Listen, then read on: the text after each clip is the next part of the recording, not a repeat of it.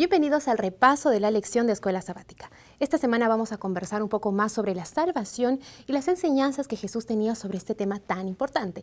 Y antes de ingresar al bosquejo de la lección junto al Pastor Choque, nosotros queremos invitarte a conocer uno de nuestros recursos más populares en las redes sociales, el Twitter. Seguramente tienes una cuenta y entonces nosotros queremos invitarte a ingresar a Escuela Sabática. Busca en el Twitter Escuela Sabática y automáticamente vas a ingresar a esta página que estoy mostrando.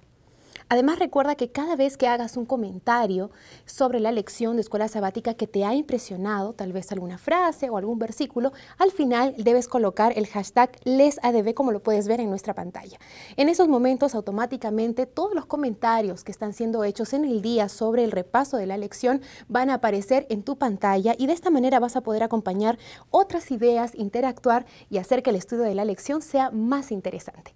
Gracias por acompañarnos y te invitamos a acompañar al Pastor Edison Choque con el repaso de la lección. Bienvenidos al bosquejo de la lección de la Escuela Sabática. Estamos muy felices de compartir juntos este estudio de la lección y está relacionado justamente sobre las enseñanzas de Jesús. ¿Qué Jesús enseñó? ¿Cuáles fueron los temas más relevantes que Jesús enseñó en cuanto estuvo en esta tierra? Y para comentar esta lección, que es la lección número 4 y que tiene como título Salvación, está con nosotros el doctor Carlos Steger, quien fue el escritor de esta lección y que también está con nosotros para comentar esta lección. Muchas gracias por estar con nosotros. Bienvenido. Gracias a ustedes por la invitación. También está con nosotros el pastor doctor Adolfo Suárez, quien también es profesor de teología y también le enseña en UNASP, Ingeniero Coelho, aquí en Sao Paulo, estas materias relacionadas con los temas que estamos desarrollando. Bienvenido, pastor. Muchas gracias y que Dios nos bendiga en este momento. Vamos ahora a hacer una oración, pastor Steger, y vamos a continuar con este estudio. Amante Padre Celestial, te agradecemos porque tú nos amaste tanto que enviaste a tu Hijo para darnos vida eterna. Amén. Al estudiar este tema, ayúdanos a comprenderlo, pero sobre todo a renovar nuestra aceptación de Jesús como nuestro Salvador, nuestra entrega de nuestra vida totalmente a ti. En el nombre de Jesús. Amén. Amén. Se cuenta que un excelente nadador tenía la costumbre de mojarse los dedos antes de sumergirse en el agua. Alguien intrigado con aquel comportamiento le preguntó cuál era la razón de aquel hábito. El nadador sonrió y respondió: hay algunos años, en una cierta noche, yo perdí el sueño y quería ir a la piscina para nadar un poco. No encendí las luces de aquel lugar, pues la luna brillaba muy fuerte. Cuando yo estaba en el trampolín y listo para lanzarme al agua, extendí mis manos y pude ver mi sombra en la pared al frente, con los brazos abiertos. Parecía la imagen de una cruz. Y en vez de saltar, quedé allí parado, contemplando aquella bella imagen. En ese momento pensé en la cruz de Jesús y en su significado. Yo era un cristiano, pero cuando era apenas niño, aprendí que Jesús había muerto por mis pecados y vino para salvarme. Yo me sentí un poco así relacionado con esa imagen. Me senté allí en el trampolín en cuanto ellos venían a mi mente las enseñanzas de mi infancia. No sé cuánto tiempo pasé allí, dijo él, los que sé que después yo tuve paz. Y decidí no nadar más. Descendí del trampolín y resolví continuar durmiendo. Cuando, para mi asombro, descubrí que la piscina estaba vacía. No había nada de agua. Aquella noche, la cruz de Cristo me salvó de una forma increíble, 2 veces, porque me salvó de la muerte física y también de la muerte espiritual. Por eso él dijo: yo mojo los pies antes de poder saltar. El enfoque de la lección de esta semana es entender que la salvación de Dios que el Señor nos ofrece nos libra del pecado y sus consecuencias. Vamos a estudiar dos partes en la lección en el próximo bloque.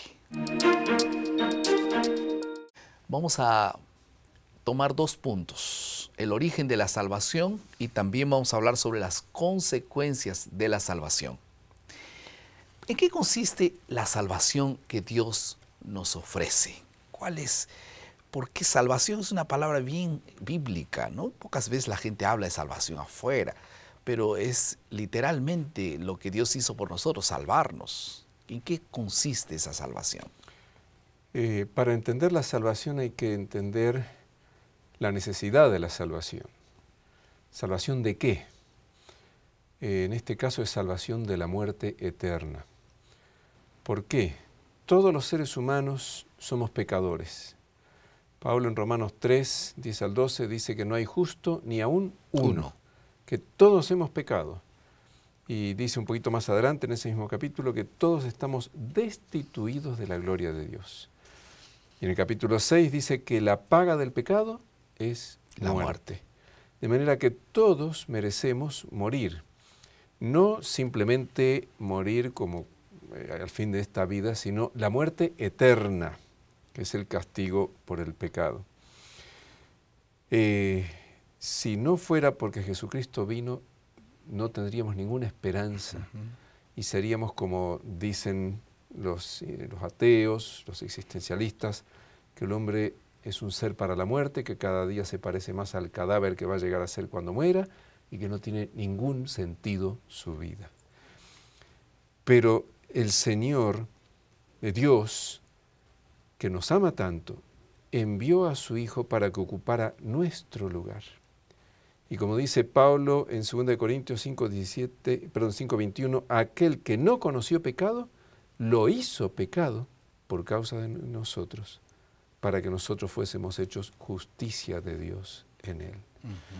Cristo entonces recibió en la cruz el castigo por todos los pecados que cada uno de nosotros cometió, pagando por nuestros pecados de tal manera que nosotros quedamos libres, salvos, y no tenemos que recibir la condena de muerte. Quiere decir que nosotros no fuimos creados para morir, ¿no? Por eso es que la gente se resiste a morir, no quiere morir, tiene miedo de la muerte, pero están hablando de cosas finitas, pero Dios quiere además salvarnos de la muerte eterna. Salvación no es apenas salvarte de una situación aquí, de una situación allá, es salvarte de la condenación eterna del pecado, que es la muerte eterna. Entonces, alabado sea Dios por eso. Ahora, la salvación es el resultado de la iniciativa de Dios. Sin embargo, Jesús dice que necesitamos buscar el reino de Dios y su justicia. Eso dice Mateo 6:33. Por otro lado, Lucas 13:24 dice que debiéramos esforzarnos por entrar por la puerta estrecha. ¿Eso qué quiere decir? Que necesitamos buscar nuestra salvación. ¿Es así que ocurre, Pastor Adolfo? Esos dos versículos son muy interesantes y los dos hablan de un único tema. Hablan de prioridad, dar prioridad a Dios. La palabra esforzados de Lucas significa dedicarse con empeño extremo. Y la palabra buscad de Mateo significa empeñarse con mucha voluntad para encontrar algo. De modo que en el proceso de salvación, lo que hagamos no tendrá efecto meritorio, pero Dios nos invita a que usemos nuestra libertad para buscarlo con todo el empeño que podamos. Y inclusive habla de buscar a Dios con todo el corazón, ¿no? Eso quiere decir que no sé si alguien tiene esa búsqueda. Yo quiero buscar a Dios de corazón. ¿Cómo comienza ese deseo? ¿Hay alguna iniciativa divina previa? Sí, es Dios el que toma la iniciativa para nuestra salvación. Y eso está reflejado en los evangelios de muchas maneras.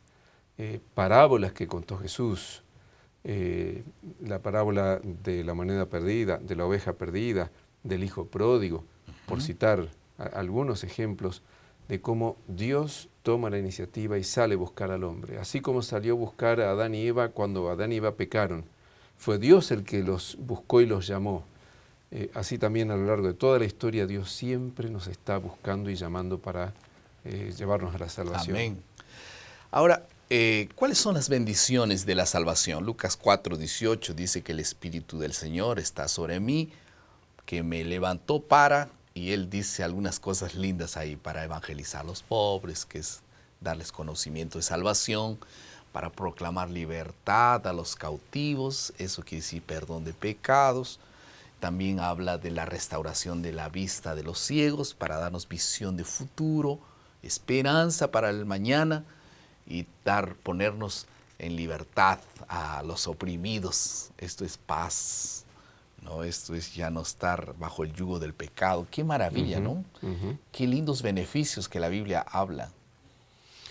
Sí, me estaba acordando cuando presentabas esto, cómo Jesús también dijo que si el Hijo os libertare, seréis verdaderamente libres.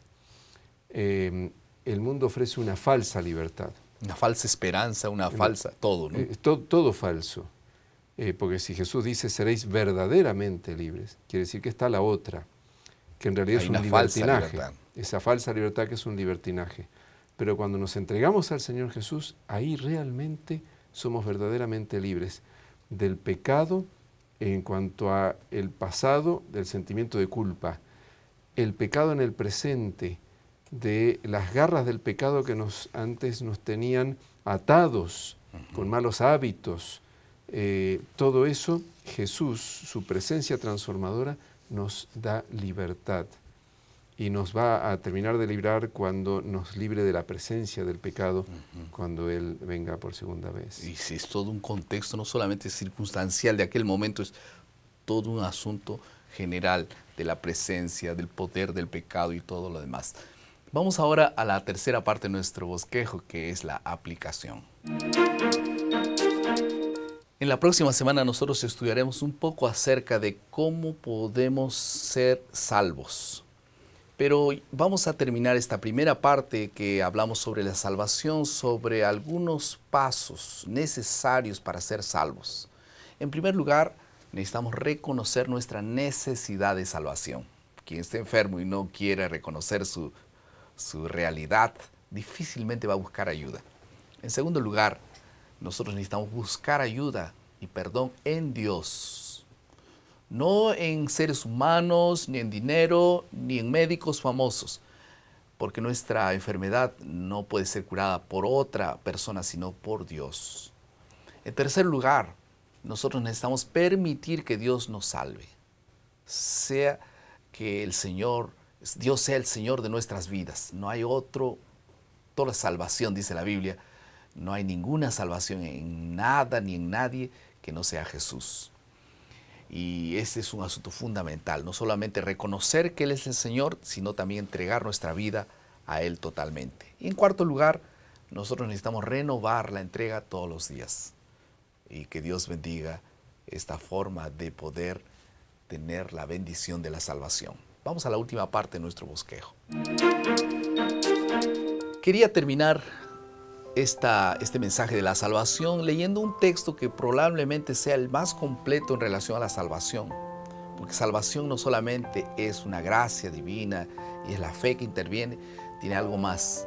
Y dice Efesios 2, 8 y 10, porque por la gracia sois salvos mediante la fe, y esto no es don de vosotros, no viene de vosotros, es don de Dios, no de obras para que nadie se gloríe, pues somos hechura suya, creados en Cristo Jesús, y ahí viene la palabra clave, para buenas obras. En medio de ese concepto de salvación está la expresión para buenas obras. Quiere decir que la salvación no acaba, como muchas personas dicen, o yo quisiera aceptar a Jesús y morirme. No, Dios te salva para alguna cosa. ¿Y es para qué? Para que seas un testigo fiel, para que contagies a otros y que el Evangelio se expanda. Si tú reconoces que Dios te ha dado la salvación, entonces es para cumplir una misión. ¿Qué te parece si esta semana, correspondiendo a esta lección, te levantas en el nombre del Señor y vas a alguna persona y le dices, en el nombre del Señor, tú también tienes que conocer la salvación así como yo conozco, testificar. Vamos a orar. Querido Padre, muchas gracias por la vida, por la salvación. Ayúdanos, Señor, a valorizar la salvación, testificando a los demás de esta salvación. Y con gratitud te decimos, ayúdanos a hacerlo esta semana, en el nombre de Jesús. Amén. Amén.